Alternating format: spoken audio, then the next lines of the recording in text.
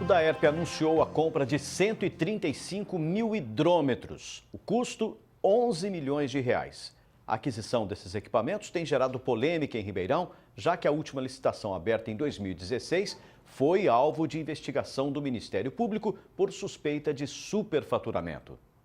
135 mil hidrômetros vão ser comprados pelo Departamento de Água e Esgoto de Ribeirão Preto. A licitação já está aberta e é questionada por esse vereador, que enviou um ofício à autarquia pedindo explicações sobre a aquisição, considerada exagerada. O parlamentar chegou a vistoriar o almoxarifado do departamento e constatou um estoque de 5 mil equipamentos. Eu acho que é uma quantidade muito alta, isso não é instalado de um dia para o outro. Eu acho que pode ser comprado em quantidades menores, porque o prazo de instalação desses hidrômetros é bem longo. O valor, segundo Paulo Modas, também é alto. O departamento deverá gastar mais de 11 milhões de reais com a compra dos medidores. Dinheiro que vai sair do Fundo Especial de Substituição dos Hidrômetros, pago pelo próprio usuário na conta de água. Esse fundo está lá depositado para essa causa de estar trocando os hidrômetros, mas não tem a necessidade de gastar esse dinheiro tudo de uma só vez. Acho que pode ir comprando conforme a necessidade de ir trocando. O Daerp garante que após a troca dos hidrômetros em grande quantidade, o departamento passará a realizar as substituições periódicas, de forma a manter a validade dos equipamentos. 5 anos de uso é o tempo recomendado pelo Inmetro. Nós sabemos que Ribeirão Preto tem aproximadamente 200 mil ligações de água, então seria aproximadamente 75% das ligações que teriam seus hidrômetros substituídos. Isso significa que essas ligações, esse 75% do universo de consumidores, tem problema nos seus hidrômetros. O hidrômetro pode estar trabalhando contrário ao consumidor, fazendo com que ele pague mais do que deve, ou contrário ao Daerp, fazendo com que ele receba menos? Não se sabe. A última aquisição de medidores de água foi feita em 2016. De uma licitação de 140 mil unidades, apenas 35 mil foram adquiridas. As outras compras foram suspensas por ordem do Ministério Público, que investigou a suspeita de superfaturamento. Na época, o Daerp iria pagar cerca de R$ 150 por cada hidrômetro, enquanto em uma licitação similar em São José do Rio Preto, o equipamento custou R$ 55. Naquele mesmo ano, o Jornal da Clube mostrou o descarte irregular de milhares de relógios em uma estrada de terra. Muitos quebrados, mas outros novos, na caixa, que inclusive identificava o cliente, o Daerp. O desperdício de materiais também foi constatado durante fiscalização da promotoria, em janeiro do ano passado.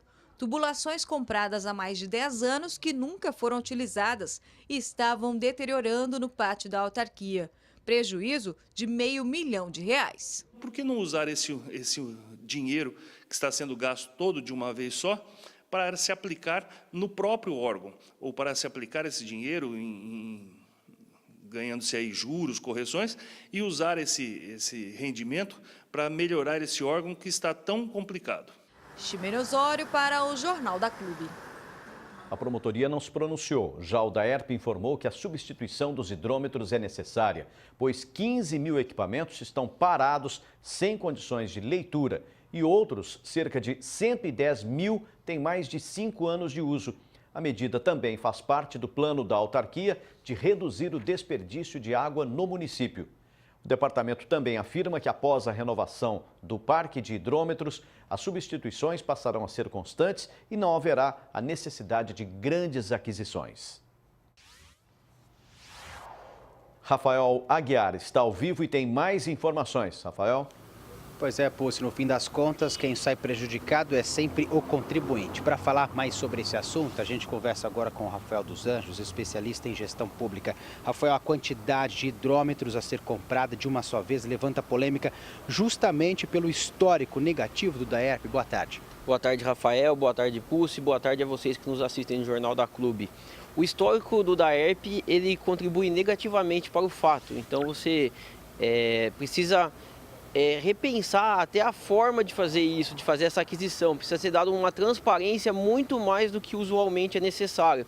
Porque a gente está falando de já teve um desperdício de hidrômetros, de uma operação gigantesca, que foi a Sevandija, que atingiu diretamente o DAERP, então isso precisa ser analisado com muita cautela. Exatamente. Diante disto, o questionamento do vereador mostrado na reportagem se torna relevante em um momento de aperto nas contas?